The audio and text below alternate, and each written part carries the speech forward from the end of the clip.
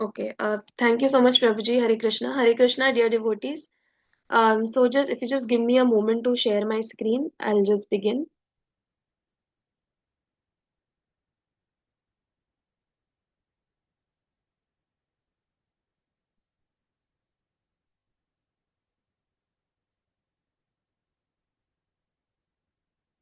Okay. So as Prabhuji has mentioned, uh, uh, we had taken this session last year also actually, and that time I had quickly made a presentation and just given some few points, and this time also it's the same. So I think that if we learn this, it will help us better to increase our accuracy in pronouncing Sanskrit shlokas. So yeah, this is a small guide on how to pronounce Sanskrit words when they are written in English or in Roman script. Okay, so I will begin. And by the way, all this information has been taken from the pronunciation guide that has been provided in the Bhagavad Gita only by Srila Prabhupada, as he has made, as we know, all he has made our work very, very simple, and he has already provided everything to us. So all we have to do is read and understand and apply. So yeah, I've taken all this information from Bhagavad Gita only, from the guide that is given there. Okay, so I've just simplified it so that we can understand it better and use it in our daily lives, in our daily practice and reading. So yeah, I'll begin. So as we know that Sanskrit is the oldest language in the world, and all of our important scriptures and texts have been written in Sanskrit. So all our Mahabharata, Bhagavad Gita, Ramayana, Vedas, and everything have been written in Sanskrit. In fact, it is also known as our Deva Bhasha. So it is a very, very important language, and it is very important that if we are not able to learn Sanskrit, we at least know how to pronounce it correctly. So yeah, and before we start, I would just like to give one small differentiation between language and script. So when we talk about language, a language is what we speak, whereas when we say a script is how we write that language. Okay, so those are two different things. All of us know, I'm sure, but just one important detail to point out. So when we speak, it is a language, but how we write that language is known as a script. So since Sanskrit is a language, we write Sanskrit in usually in Devanagari script. So the way we write Hindi and Sanskrit both can be written in Devanagari script. So for example, in this shloka here, the first portion, this that you can see here, this is, as we know, it is written in Devanagari script, Hindi and Sanskrit. And just below that, it is written in the Roman script. So English is a language which is written in the Roman script.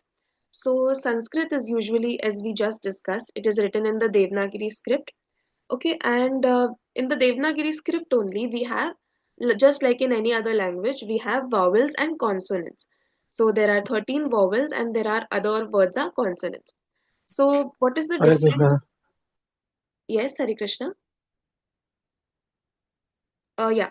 So I'll just continue. So vowels are basically letters that can be pronounced without blocking the air. So, such as a, e, u, these sounds can be produced without blocking the air that escapes from our mouth. Whereas when we talk about consonants, these are letters which are produced with some blockage of the air. So k, kh, g. When we pronounce it, we have to block the air that escapes from our mouth. So this is the basic difference. So in Sanskrit also, when it is written in Devanagari script, we have vowels and we have consonants. And these vowels that are there, um, yeah, so as I said, when we write yeah, so vowels that are there, and we have consonants. So Sanskrit we can write either in Devanagari script, just like we write Hindi, or we can also write it in Roman script, that is in English. So because today in the world English is very, very common, it's a global language. So we tend to write everything in English and we are comfortable with it also. So that is why Sanskrit is mostly written in the Roman script. But Sanskrit has so many sounds that do not uh, exist in the English language. So Roman letters that are there, that is letters alphabet, from A to Z, they are not enough to show the correct pronunciation that are present in Sanskrit. So how do we know that what is the correct way to pronounce certain letters? So for that, we make use of something known as diacritical marks. So, what are diacritical marks? These are basically some symbols that are placed above, below, or beside certain letters to show a different sound or different or stress a different syllable, or change the pronunciation. So, since English language is not enough to cover every type of pronunciation, we use these marks, diacritical marks. These are simply symbols which we place above and below letters to show how a letter needs to be pronounced correctly. Okay, so as you can see, I've added a picture here. So all these symbols, they help us and guide us in how to pronounce the letter or the sound correctly. Okay, so when we come to vowels, there are two types of vowels. Vowels can either be short or they can be long. Okay, so short vowels, for example, let us see some examples here. So, whenever Sanskrit is written in the Roman script, that is in English, so whenever the letter A will be there, and if it is not surrounded by any symbol or any diacritical mark, it will be a short sound, which we will pronounce it as a. So, for example, I have given here two words, but or cup. So, the a part in both these words, when A is written alone without any marks or symbols, it will be pronounced as a. That is a short sound. Okay, similarly, we'll just come to the long vowel part. Here, as you can see, above A, there is a small dash which is placed. The diacritical mark is there above A. So, whenever we see this, in this case, A will be pronounced as it will be elongated. So, for example, in father or in calm, so A sound will be produced. Similarly, in I, when I is alone without any symbol or mark, it will be a short sound, such as in sit or in pig. But when I has a small dash above it, when a diacritical mark is present, we will stretch that I sound, such as in seat or in clean. So E sound will be produced. Same goes for U. When U is not surrounded by any symbols, it will be a short sound, such as in put or in pull. And when there is a diacritical mark, that is a dash above U, it will be elongated, such as in pool or in mood. So oo sound will be produced. And same goes for E. So in safe or wait, so the sound is short. And O, when O is present, we will extend that sound or elongate that sound a little. For example, in coat or in cone. Okay, so that was about vowels. Now we can come to consonants. So, in the pronunciation guide given in Bhagavad Gita only, uh, it is written how these letters need to be produced and need to sound like. So, whenever the letter K is written, it is not surrounded by any marks. So, it will be produced. It will be pronounced simply as K, as in kite. Whenever C is written in Sanskrit pronunciation, whenever the letter C is written, it is pronounced as Ch. Okay, for K pronunciation we write K, and for Ch pronunciation we write C as in chapter. And whenever CH is written, we pronounce it as Ch. For example, in stone chart. So C K will be K as in kite, C will be Ch as in chapter, and CH will be Ch as in stone chart. So hopefully that is clear, but once we go through the pronunciation guide, it will become more and more simpler. So coming to the next part, sir, whenever the letter sir is there alone, not surrounded by any marks, it will be simply pronounced as sir only. For example, in seek or in sight. However, when this letter S has an apostrophe over it or has a dot under it, the pronunciation will change to sh. For example, in shine or in shower. Okay, coming to the last part, whenever we see the letter N, and over it we see a wavy line or a curve, it will be pronounced as near. So, as in the word canyon, we can see the near part, that is how this will be pronounced. When we see the letter N and it has a small dot under it, it will be pronounced as N, as in the word guna. So, it will be pronounced as N. No. And then lastly, whenever we see this combination J, N, and above N there is a small wavy line, it will be pronounced as Gya, as in Gyan, or it can be also pronounced as Nyan. So these are some things that we need to make note of while we read shlokas or memorize shlokas, so the pronunciation will change accordingly. Okay, so let us just look at a few examples to understand this better. So, for example, in 18.65, the shloka, Man Manabhava Madbhakto, you can just pay attention to this highlighted portion that I have made here. So, in the word mana that is highlighted here, as you can see, the first A is not surrounded by any marks, so it will be simply pronounced as A. Whereas the second A has one dash over it, has one diacritical mark over it, so the sound will be elongated and it will be pronounced as A. So, mana. So that will be the correct way to pronounce this. Uh, Coming to the next highlighted word, that is yaji. As you can see again, the A here as a small dash over it. So the A sound will be elongated into A. So it will be yaji.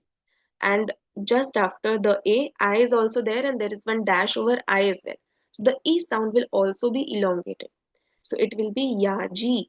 So yes, that is there. And then in the last part, last highlighted word, that is C, as the S here does not have any mark surrounding it, so it will simply be pronounced as sir. So priyo sime, that will be there. And moving on to the next example, here also we can see in the first highlighted word, server. So as we can see, S and A, they are not surrounded by any marks, so they will be pronounced as sir, and A will be pronounced as the short vowel, that is a server. So if we say sarva, it will be wrong because as we can see here pe A ke upar there is no line, so we need not elongate the a sound, so it will be sarva. Then coming to the next highlighted word, sharanam, as we can see here on the other hand, S ke upar we can see one apostrophe. So here S will be pronounced as sh, sharanam. And below N we can also see one dot is there. So as we saw in the previous slide right here, when there is a dot below N, the letter is pronounced as N. So this will be Sharanam, not Sharanam. So yeah, this is how we can, correct our pronunciation, tune our pronunciation. And lastly, this last highlighted word Shuchaha. Again, S with an apostrophe will be pronounced as Sh. And as I said, whenever we write C is not K. C here is pronounced as Ch. So it will be Shuchaha. Okay. So, I just added three examples so that it becomes more clear. And if possible, I will just share a PDF also, and it has all the letters and all the marks and all the pronunciations. So if we go through it once or twice, it will become more and more clear to us. So that is all from my side about pronunciation, Sanskrit pronunciation in Roman script or in English. So Hare Krishna Prabhuji, I'm done with my presentation. So, Mother, you can chant, you can share the screen and chant these verses, and that should be all. Okay, Prabhuji, This that from everybody can follow for 1.26 till 46. 26 to 46. Okay, I'll just share my screen just a second. So everybody can practice chanting in the background. We may not have time for us to raise hand and chant loudly, but we can do that in next session. I'll share separate recording of this session so that all of you can have this handy. Okay, Prabhuji, shall I start? Yes, Mataji. Okay, Bhagavad Gita, chapter 1, verse number 26. तत्रापश्यत् स्थितान् पार्थः पितॄन् अथ पितामहान् आचार्यान् मातुलान् भ्रातॄन् पुत्रान् पौत्रान् सखींस्तथा श्वशुरान् सुहृदश्चैव सेनयोरुभयोरपि. Verse 27. तान् समीक्ष्य स कौन्तेयः सर्वान् बन्धून् अवस्थितान् कृपया परयाविष्टो विषीदन् इदम् अब्रवीत्.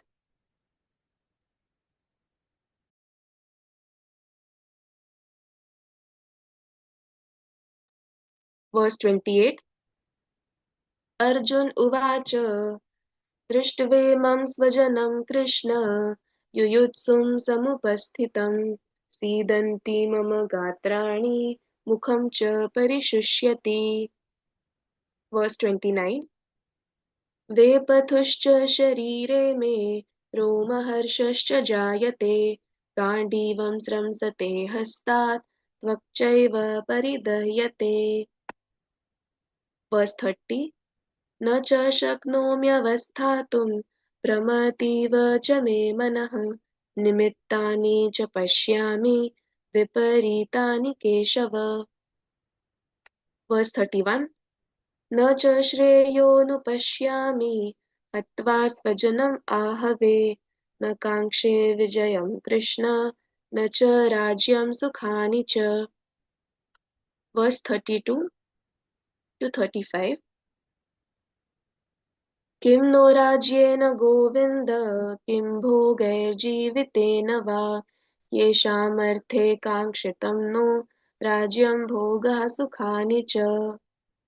त इमेव स्थिता युद्धे प्राणां त्यक्त्वा धनानि च आचार्याः पितरः पुत्रास्तथैव च पितामहा. मातुलः श्वशुरः पौत्रः श्यालः सम्बन्धिनस्तथा एतान्न हन्तुमिच्छामि घ्नतोऽपि मधुसूदन. अपि त्रैलोक्यराज्यस्य हेतुः किं नु मही कृते निहत्य धार्तराष्ट्रान्नः का प्रीतिः स्यात् जनार्दन. Verse 36. पापम् एवाश्रयेदस्मान् हत्वैतान् आततायिनः तस्मान्नार्हा वयं हन्तुं धार्तराष्ट्रान् सबान्धवान् स्वजनं हि कथं हत्वा सुखिनः स्याम माधव. Verse 37 to 38. यद्यप्येतेन पश्यन्ति लोभोपहत चेतसः कुलक्षयकृतं दोषं मित्रद्रोहे च पातकम्. कथं न ज्ञेयमस्माभिः पापात् अस्मान् निवर्तितुं कुलक्षयकृतं दोषं प्रपश्यद्भिर्जनार्दन. Text 39. कुलक्षये प्रणश्यन्ति कुलधर्मः सनातनः धर्मे नष्टे कुलं कृत्स्नम् अधर्मोऽभिभवत्युत. Verse 40. अधर्माभिभवात् कृष्ण प्रदुष्यन्ति कुलस्त्रियः स्त्रीषु दुष्टासु वार्ष्णेय जायते वर्णसङ्करः. Verse 41. संकरो नरकायैव कुलघ्नानां कुलस्य च पतन्ति पितरो ह्येषां लुप्तपिण्डोदकक्रियः. Verse 42. दोषैरेतैः कुलघ्नानां वर्णसङ्करकारकैः उत्साद्यन्ते जातिधर्माः कुलधर्माश्च शाश्वतः. Hare Krishna Prabhuji, till 42 did you say? No, till 46. 46. Yeah, Okay. we'll finish this chapter. Verse 43. उत्सन्नकुलधर्माणां मनुष्याणां जनार्दन नरके नियतं वासो भवतीत्यनुशुश्रुम. Verse 44. अहो बत महत्पापं कर्तुं व्यवसिता वयं यद्राज्यसुखलोभेन हन्तुं स्वजनम् उद्यतः. Verse 45. यदि माम् अप्रतीकारम् अशस्त्रं शस्त्रपाणयः धार्तराष्ट्रारणे हन्युस्तन्मे क्षेमतरं भवेत्. Verse 46. सञ्जय उवाच एवमुक्त्वार्जुनः सङ्ख्ये रथोपस्थ उपाविशत् विसृज्य सशरं चापं शोकसंविघ्नमानसः. हरे कृष्ण प्रभुजी. Hare Krishna, Mataji. Thank you so much, Mataji, for your guidance. And I request everyone to chant one Hare Krishna Maha Mantra for Thank you so much, thanking Prabhuji. Hare you. Krishna, my Hare pleasure. Krishna, Hare Krishna, Krishna Krishna Krishna, Krishna, Hare Krishna Krishna, Hare Hare Hare Hare, Krishna, Hare, Hare Hare Rama, Ram, Hare Krishna, Rama, Hare Hare Hare, Krishna, Hare Hare Ram, Krishna, Krishna Hare Krishna, Ram, Hare Ram Hare, Ram, Hare Hare Ram, Hare. Hare Ram, Thank you, Ram Mataji. Ram, Hare Hare. Thank you so much, Prabhuji. Thank you so much. All thanks to you, all glories to you. Hare Krishna. Hare Krishna. Thank you.